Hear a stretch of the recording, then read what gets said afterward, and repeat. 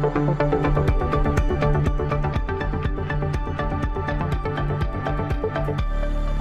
right, welcome to Wisconsin Weather Experts right here on Fox Local and, of course, the Fox 6 YouTube channel. Make sure that you click on subscribe so you always get the latest episodes. You can check out the playlists and so much, much more. We appreciate you doing that.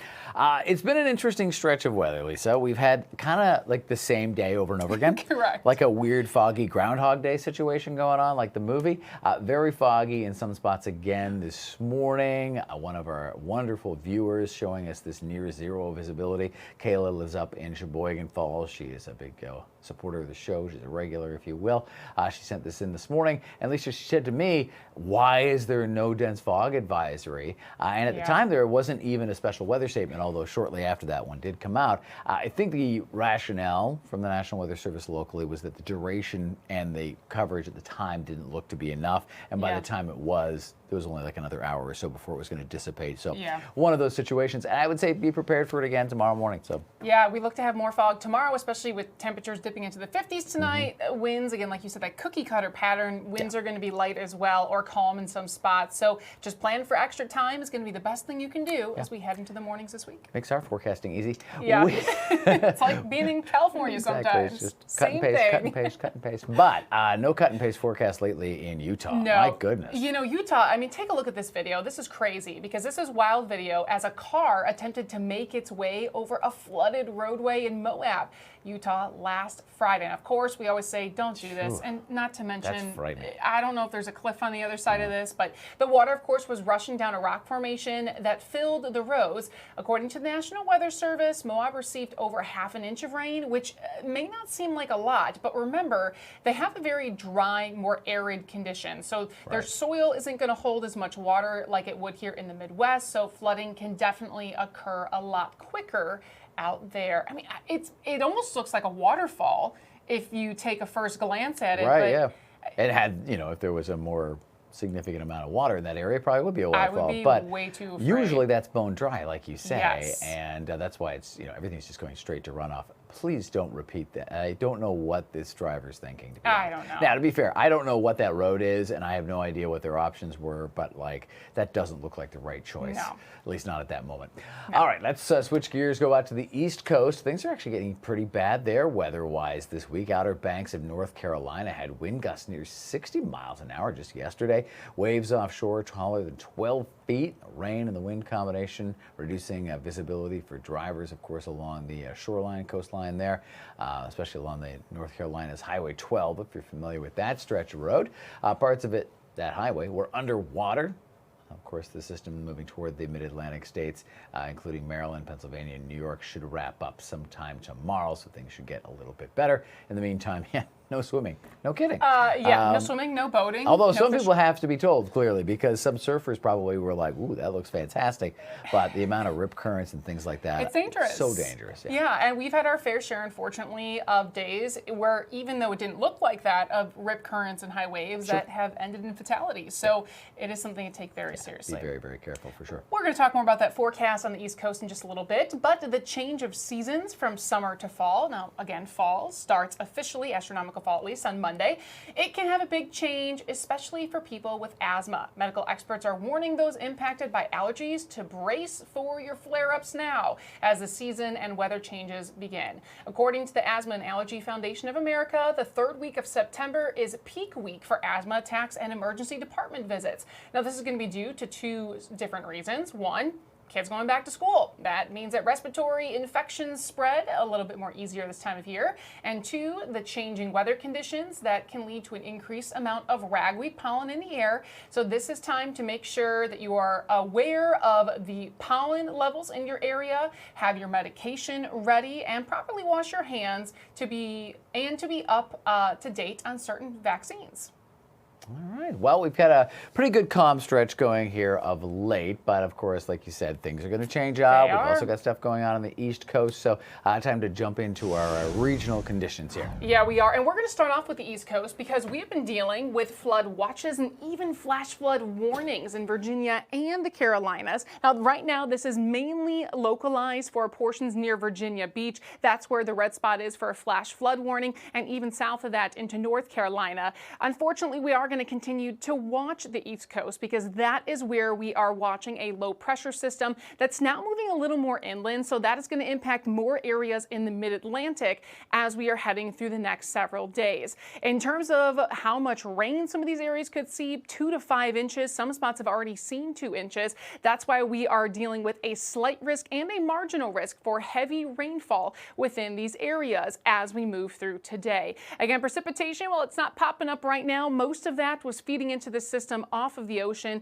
It has started making its way inland. There we go there. Dealing with some more of that moderate to heavy precipitation right around and south of the Virginia Beach area. So we'll continue to track some of the unfortunate conditions, as Rob mentioned as well. No swimming, no surfing, no fishing, really wanting to stay out of the waters. And especially if you are in some of these spots that could have potential flooding, just pay attention. Some pumps easily can stop working in some of this when we have this ongoing system of rain continuing on and off again. So we'll be watching the East Coast as we head through the upcoming days.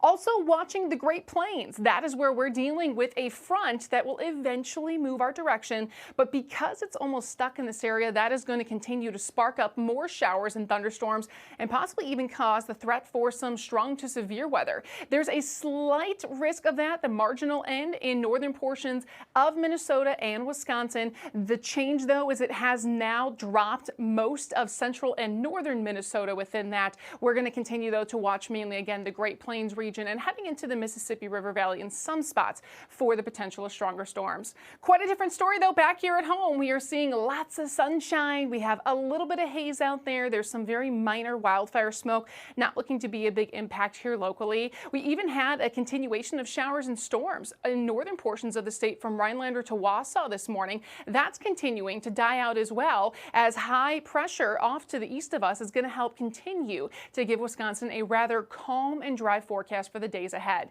Next chance of rain looks to move in by Friday, and I would say for most of the state, we'll go over. It's not looking to be until later on Friday. Then we continue the rain chances on Saturday, Sunday, and even into next week. What's going to cause this? It is a cut-off low, and right now it's just situated over the Rocky Mountains and the Great Plains. With that low pressure, though, we're going to have something called vorticity or spin in the atmosphere. That is going to be shown here by the bright red colors. Watch what happens as we move through the upcoming days. That cutoff low still sits over the Rockies and Great Plains, but it gradually is going to migrate our direction, bringing portions of Minnesota and Wisconsin. Some of this vorticity or spin, which can aid for the development of showers and storms as we head into the weekend. So we are going to continue to trend drier right now, but as we are looking at our exclusive Fox weather model, notice Tuesday heading into Wednesday and even Thursday, we're looking to stay dry. Where we start to see more of the showers and storms move in, that's going to be with that cutoff low, very slowly making its way into western portions of Wisconsin as we are heading into Friday. So earlier in the day on Friday, maybe dealing with a little more cloud cover, a couple of those showers and storms for western portions of the state. Then as we head towards Friday night and Saturday, that will gradually lift, moving into the rest of Wisconsin as a front heads our way.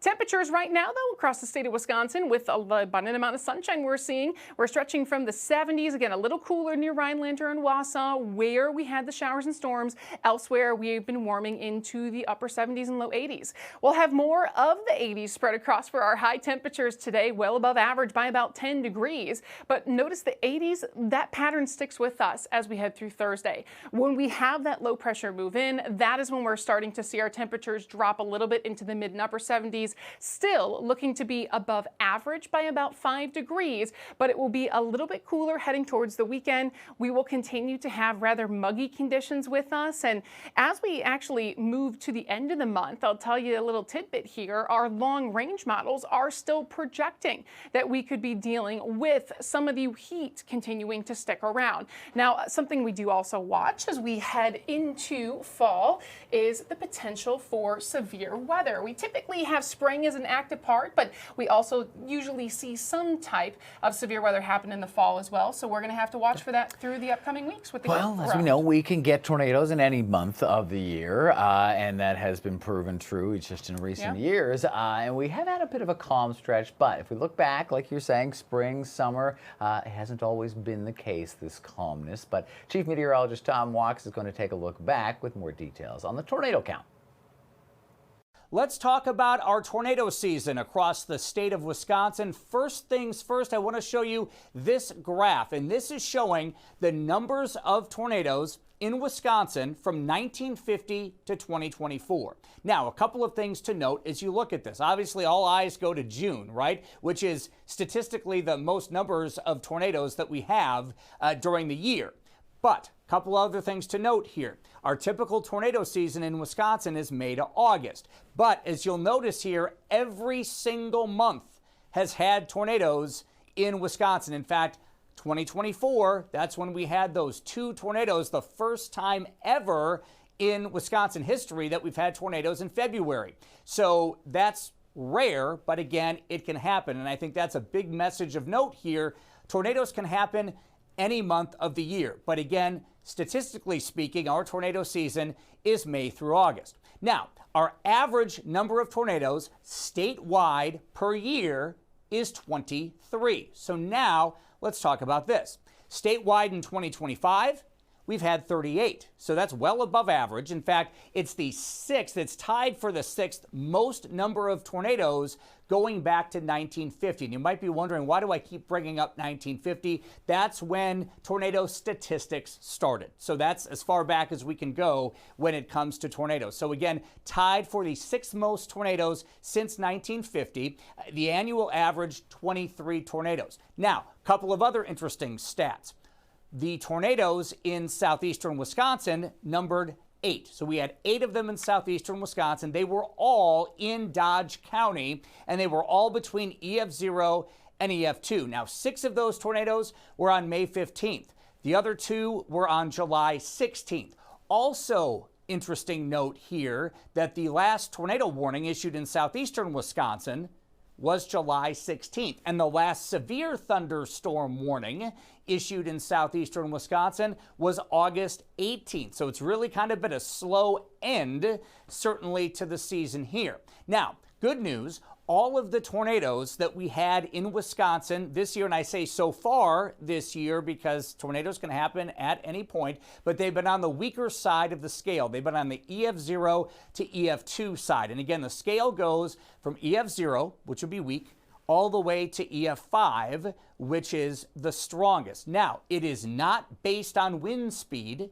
It is based on the damage that it causes. So if a tornado hits a field and doesn't hit anything, it could be a monster tornado, but if it doesn't hit anything, it's going to be rated an EF0. Another interesting stat, the last F5 tornado, now that's the Fujita scale, which we've been using, that was back on July 18th of 1996 in Oakfield, Wisconsin. So that was the last F5. Now, though, we use this EF5.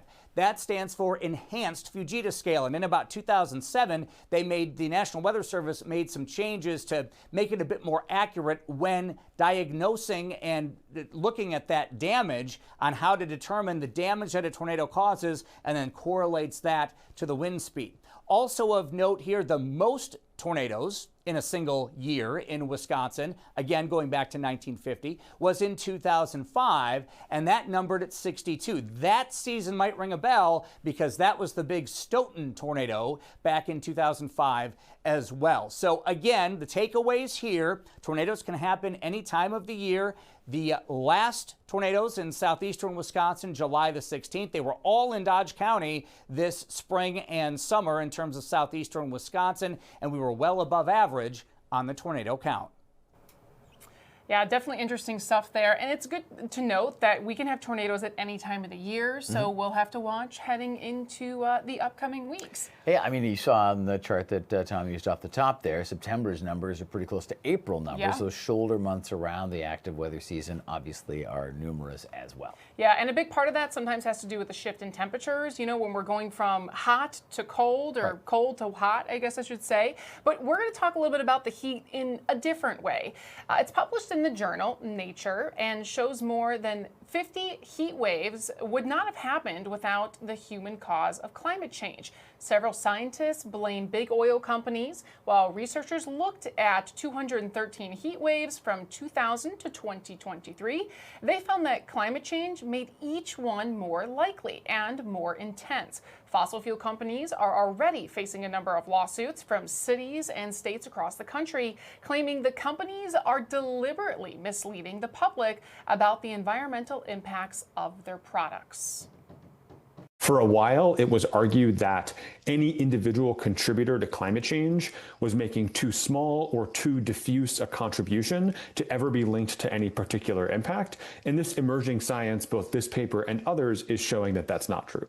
The study also found that warming emissions from cement, oil, and gas contributed significantly to recent heat waves. Until we finally had that heat break, which really was in August, which Yes. is not typical. We had a very hot summer going. It was one of the top of the charts, and then 4 weeks in a row there, things kind of cooled off a little bit. But we're still like top 15. Yeah, top maybe warmer than 12, where we should something be. like that. So yeah, the heat has been something that people have been talking about, and I've had a lot of folks, particularly folks, in their senior years, talking about it being a struggle, to spend the summer here in Wisconsin because of the heat and the humidity. The humidity in particular this summer has been really, really rough. Well, the good thing, though, is if we have a little bit of the heat, that may mean warmer winters and less snow. So it does depends. it does shift those, but that comes with a cost as well, because now we have tornadoes in February. That's so true. It's a trade-off. But we can talk about this forever. We don't have time to do that today. We'll do it all in future episodes, I'm sure. We have more after the break. We're going to take you underwater.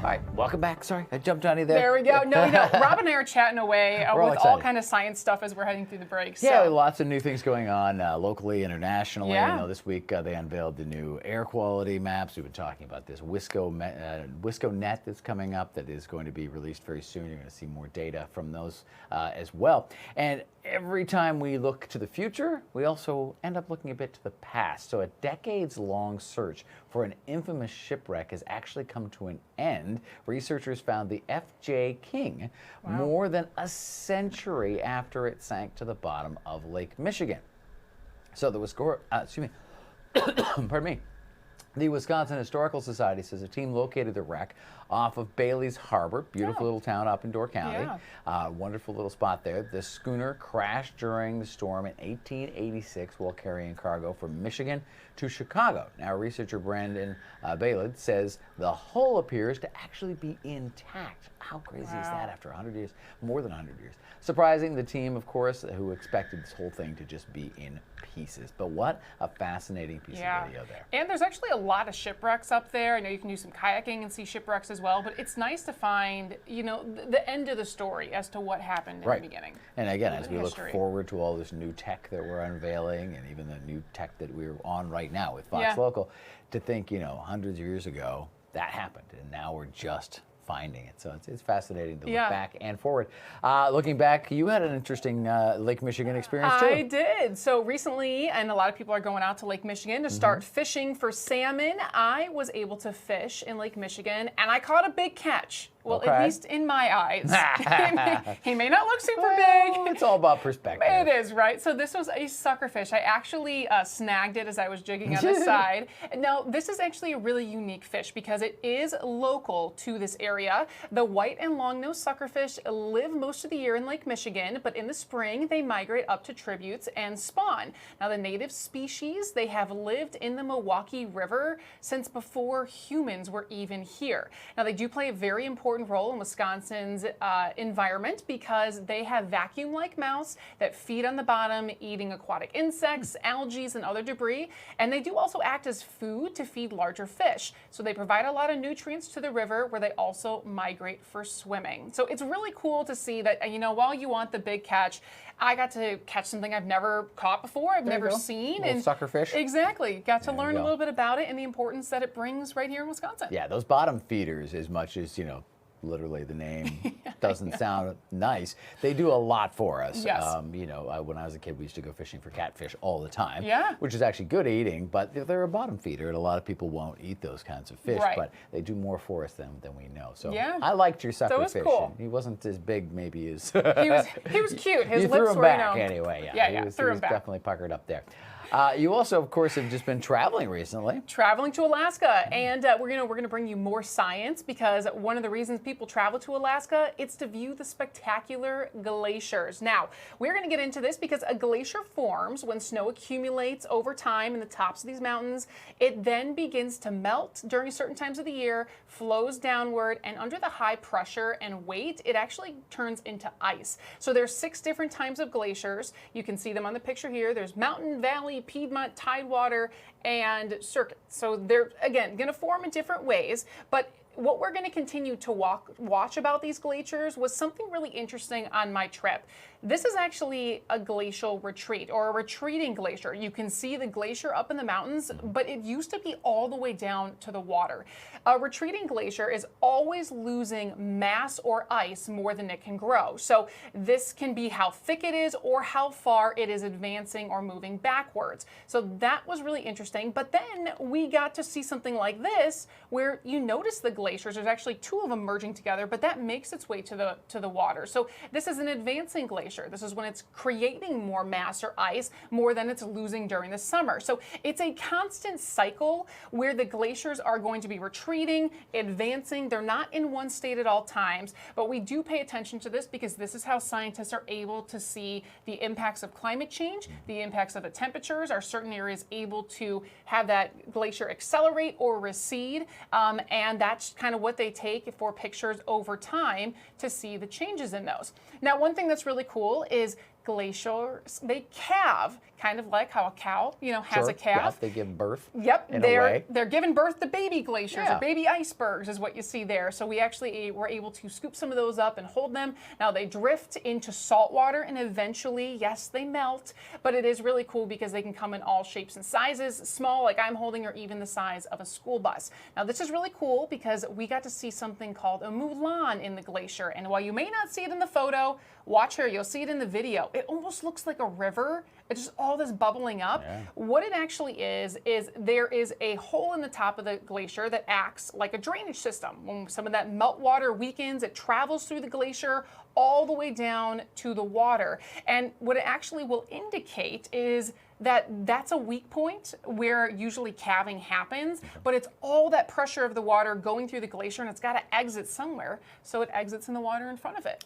Fascinating. So you could have maybe seen that big piece calve off of the glacier there had you been there at the right time. There were little pieces, but a little Indicators. goes a long way. It had the sound of a crack of a large amount of there thunder you and go. lightning All right. outside. So. Fascinating stuff indeed. We have just a little more for you on the other side. Stick around.